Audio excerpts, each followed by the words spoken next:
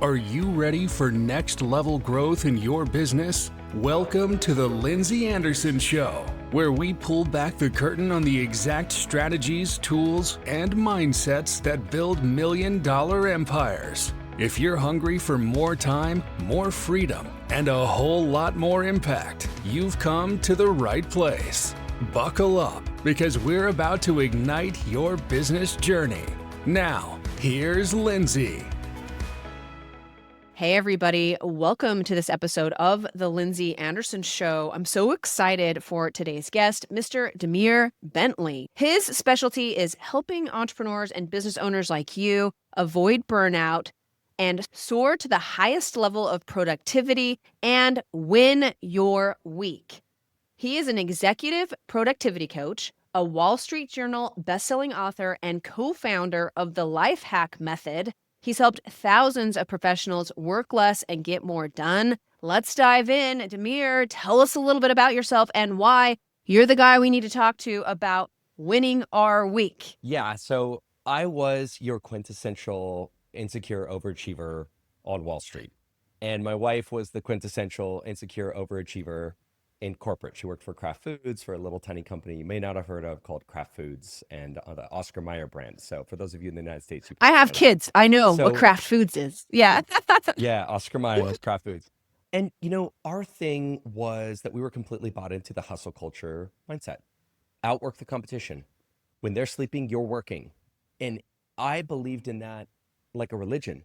I just knew, not suspected, not hoped, 100% in my heart of hearts, knew that it was going to pay off and that I was going to, I don't know what I thought, like be a big guy, a big shot, get a seat at the big kids table. And everything I wanted was driven by ego. I wanted the money. I wanted the fame. I wanted all of that stuff. And I knew that working harder than anybody else was absolutely going to get me there, but it didn't.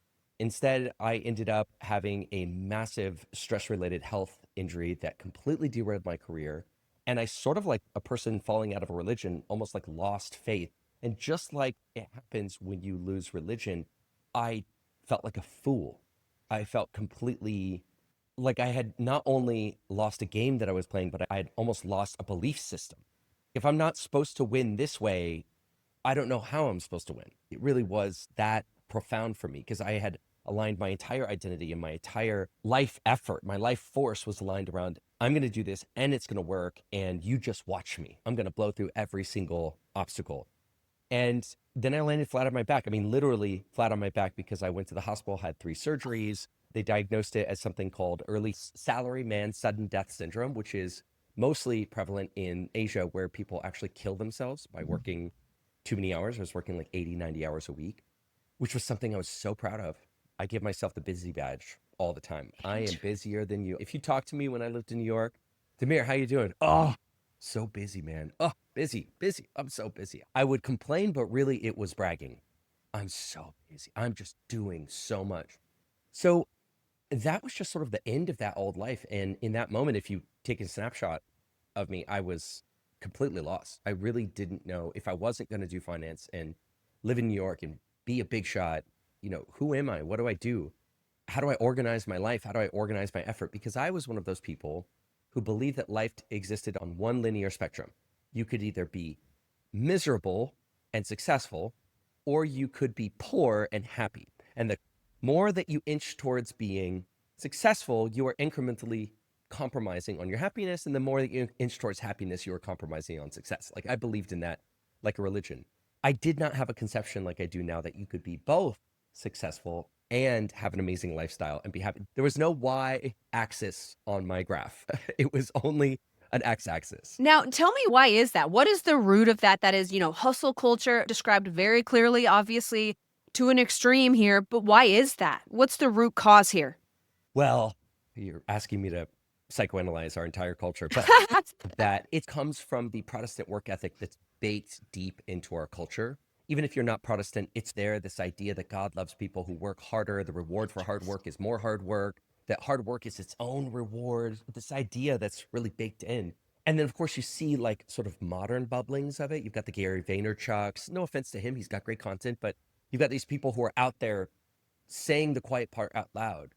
You shouldn't be sleeping. You shouldn't be taking weekends. You shouldn't be enjoying your life. Some people even saying you shouldn't be having kids. You shouldn't be doing these things like building friendships. You should be out there outworking the competition. And then people subscribe to it like I did. And then they hate their life. They're miserable. They don't have sustainability in their life. They don't make it. And then they just burn out and say, oh my God, I've sort of ascribed to this false religion. And where do I go from here? Yeah.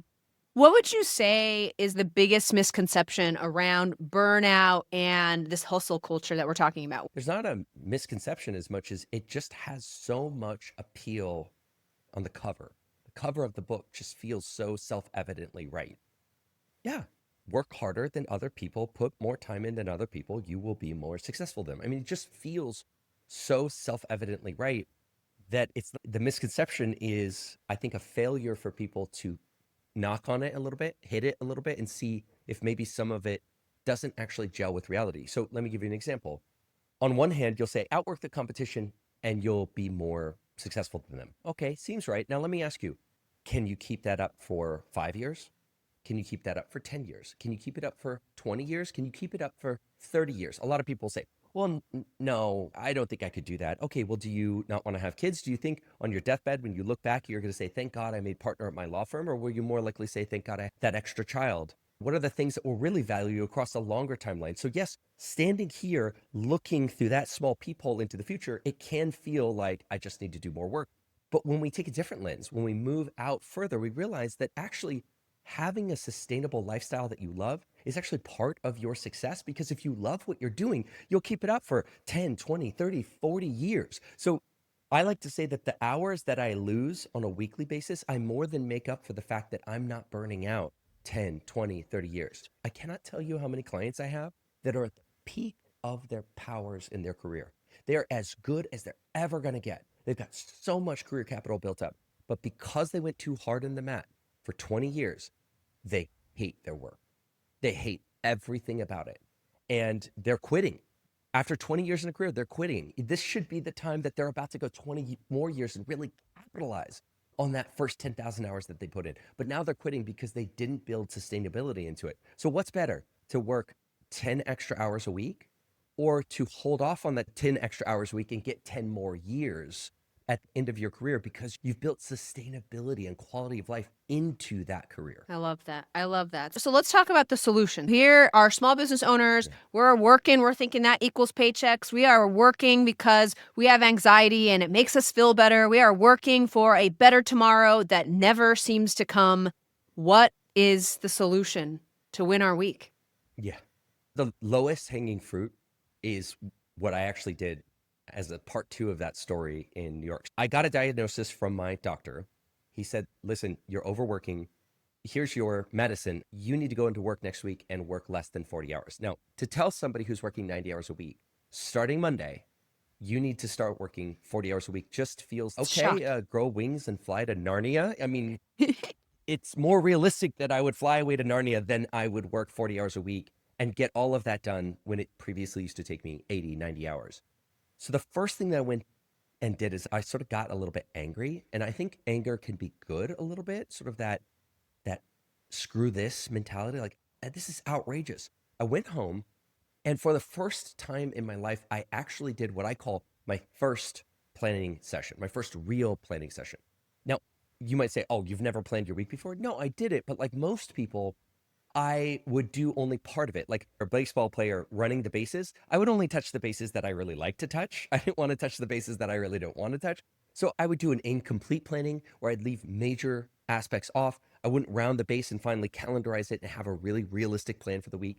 For the first time, I took everything that I wanted to get done and I actually calendarized it into my calendar to see if it was actually realistic. I created a full plan for the week. And that week I got my work done in 40.2 hours. It was literally like right over the edge of 40. And everything that really, truly needed to get done got done in that week. So a big thing that we have our clients do, the first step that we take people through, is to check into their planning and say, are you actually touching all the bases when you're rounding the bases on your planning? And like I said, many people don't, because as humans, we tend to have biases, sort of sweet spots. Some of us really love the calendar. Some of us want to avoid it like the plague. Some of us really love to-do list optimization or reviewing our to-do list. I'm a person who has a lot of resistance to looking in Asana or to-do list. Some of us at the end really love putting it together and making a time block for each thing. Some of us would rather peel our own skin off rather than do that. And so what we do in the 6-step winning the week method is we actually walk you through in 30 minutes or less every single base that you need to round and touch off, so that at the end of it, you know that this is actually a solid plan for the week. What are the bases? Can you outline the bases for me? Is there Yeah. really 4 things here that we're talking about? Yeah. Okay, Yes. what are they? So the first, I call it step 0 because I like to infuriate people. They're like, step I 0, can that's the tell. first step. I can tell with all your calendaring.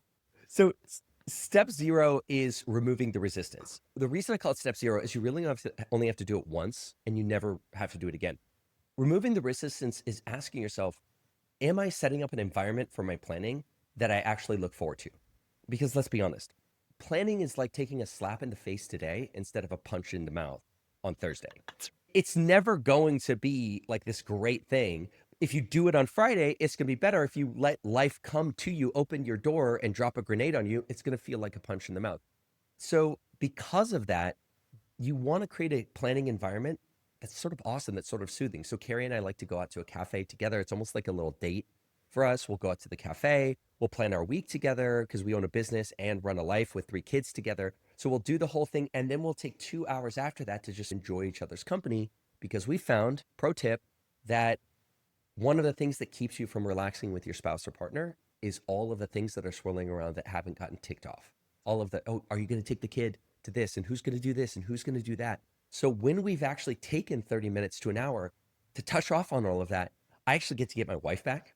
I get to get this awesome, beautiful, amazing personality because she's not stressing in the back of her mind that something hasn't been dealt with. So that's step 0.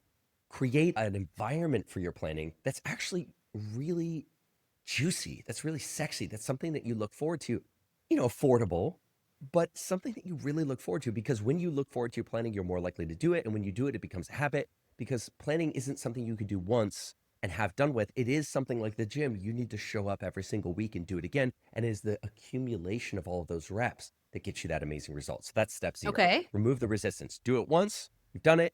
You'll never have to do it again. Okay. I like that. Okay. Now that gets us to step 1. So assuming that's done, the first thing that we do with clients is we like to learn a lesson. One of the things that we've been doing with our clients recently is every time they do step 1, they'll look back on their week and they'll learn a lesson in their week. We have a question that we call the Groundhog Day question, which is, if you got stuck in a time loop last week and you lived that week 1,000, 100,000 times, what would you end up doing to make it the perfect version of that week? That will give you a clue to understand, okay, if I didn't do that, then maybe there's some lessons that I can learn here. Maybe there are some things that could have been optimized. Maybe there are some things I shouldn't have done. Just grab one. That's your lesson for the week. We're having clients write it down on a card and put it in a stack so that at the end of the year, they've got 52 hard-fought lessons for things that they can and should do differently to improve their productivity and get better results in the week. I love it. That's I don't know if you're a big fan of stoicism. There's a very stoic way to go about it. And like slowing down all of these automatic responses and letting your life take you, but you get to control this ship, and looking back and like coming out of those pre-programmed responses. It's very powerful. Okay, I'm dying. What is the next step? I would call it step 3, but I think it's step 2. So what is It's it? step 2. Okay. You are infuriating. I know. Step 2 is choose a leveraged priority for the week. In a world where we can't get everything done, you will end the week with a whole host of things you swore you would get done, and yet they aren't done. The only alternative to working more is to operate with more leverage. What is leverage? Just as a quick definition, leverage is doing something in such a way as you maximize the downstream impact that it has on everything else. So a good way to think about it is, I need to respond to this email. A leveraged way to respond would be, I've been responding to this email 15 times a week. I'm going to create an email template and save it with my other email templates so that when I get this question in the future, it's so much faster to respond to this. So I leveraged that email response. But you can also leverage your priorities. A leveraged priority is when you say, I'm not just going to do the thing that feels like it's waving a flag and screaming at me. I'm going to stop. I'm going to get calm. I'm going to step away and say, what is the thing that I can get done that makes the doing of all other things in the future maximally effortless and easy? I love that. I always call that doing future Lindsay a big favor. Like, she needs a favor done. I'm going to do it for her today. I love that. Okay, we're rounding the bases here. What's next? Yeah. Number 3, interrogate your calendar. So I like to think about your calendar if you've ever watched those like crime shows or the legal shows on TV. Of course. And you've got that witness that doesn't really want to tell you the truth, but that genius lawyer gets in there and really sweats them, really asks them from all different sides, and they finally get the truth from them. Your calendar's a bit like that. Your calendar has all of these landmines hidden in it. And if you don't get in there and sweat your calendar, if you don't interrogate your calendar, you're not going to find those. But if you don't find it, then you're going to step on that landmine and it's going to blow up in your face. For example, it could be you told your daughter that you were going to drive her and all of her friends to a volleyball game. You didn't put it on your calendar, or you didn't put enough time before it on your calendar to actually get there. Now, all of a sudden, last minute, it blows up. You're in a fight with your spouse. Who's going to take her? If you just sweat your calendar, if you interrogated your calendar, you would find that. So what we like to do with our clients in this step is go through your calendar and really interrogate it and find all of those things that should be on your calendar but aren't. And let's get them on your calendar, and let's make sure that there's the proper allocation of time for that thing. If it's a dentist appointment, there should be a 30-minute or hour-long block before it to get to the dentist office. I love that. I love that. I love that step. Interrogate it. Don't be lazy. Pay attention now. Is that the final step, or do we have one more to make it a home run here, Demir? Oh, we have 3 more. No, oh, it's not real Two baseball. more. This is Demir baseball, okay? This is calendaring baseball. Yeah, this is Demir baseball. All right, what's next? Yeah, totally.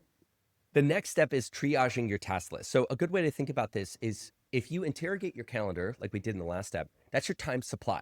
That's your supply of time. Well, now we're looking at your time demands. When you're looking at your to-do list, you're not just looking at to-do list, you're looking at all of the demands on your time that you would like to do and other people would like you to use your time on. So we're going to do the same thing we did in the last step, except now we're going to do it with your task list, and you're really bringing the principle of triage to bear. What is triage? In the Napoleonic Wars, when there were scenarios of mass casualties, I'm talking about hundreds and hundreds of injured soldiers coming in at the same time, you couldn't treat them all. So they divided them in 3 categories.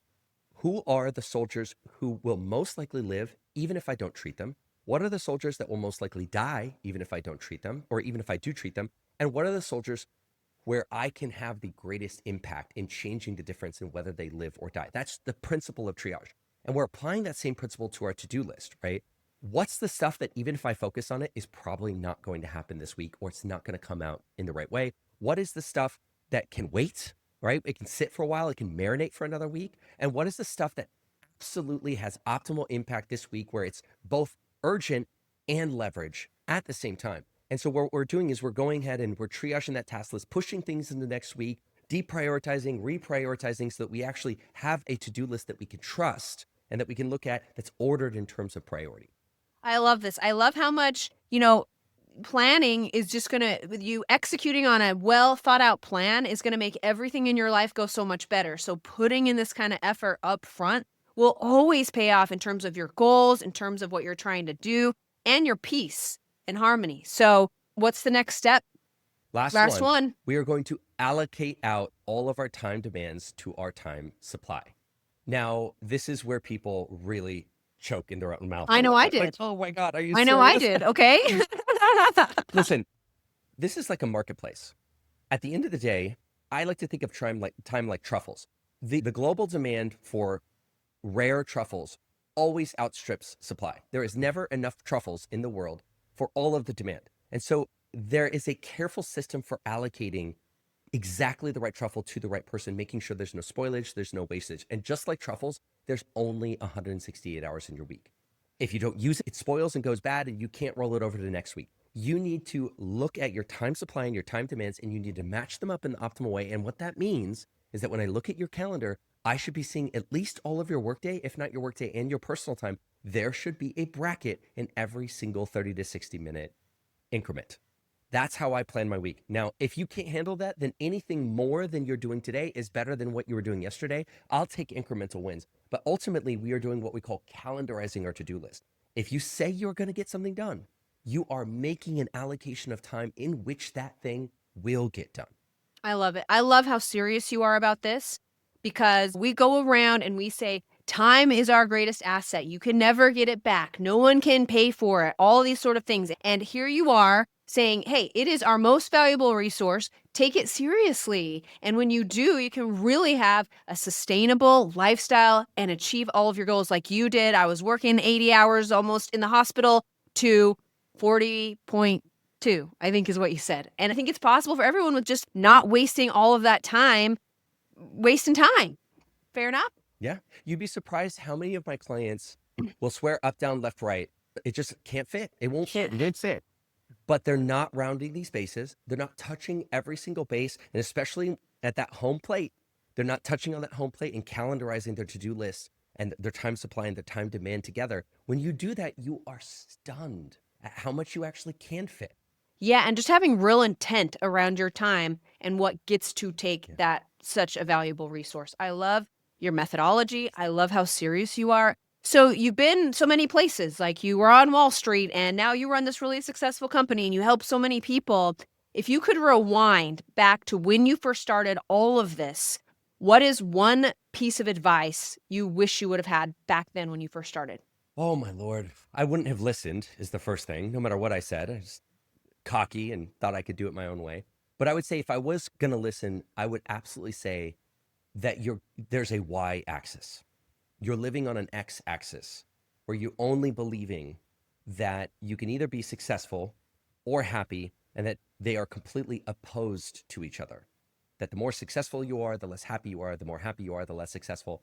I would just try to get myself to realize that there is a Y axis, that you can be both successful and happy. And that's the essence of what we teach at the Life Hack Method. I love it, Demir. Okay, before I let you go, I'm going to turn the time over to you.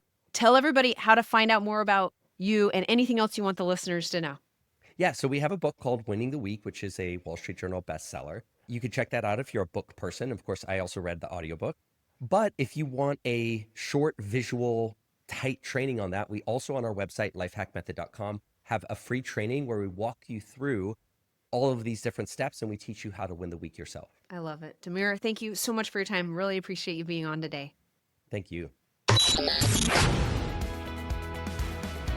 That's a wrap for today's episode of The Lindsay Anderson Show. If you loved this episode, don't forget to subscribe, leave a review, and share how you're leveling up your business. Want more? Connect with Lindsay Anderson and get the tools you need to crush your goals at lindsaya.com. Until next time, keep pushing, keep growing, and turn those business dreams into reality.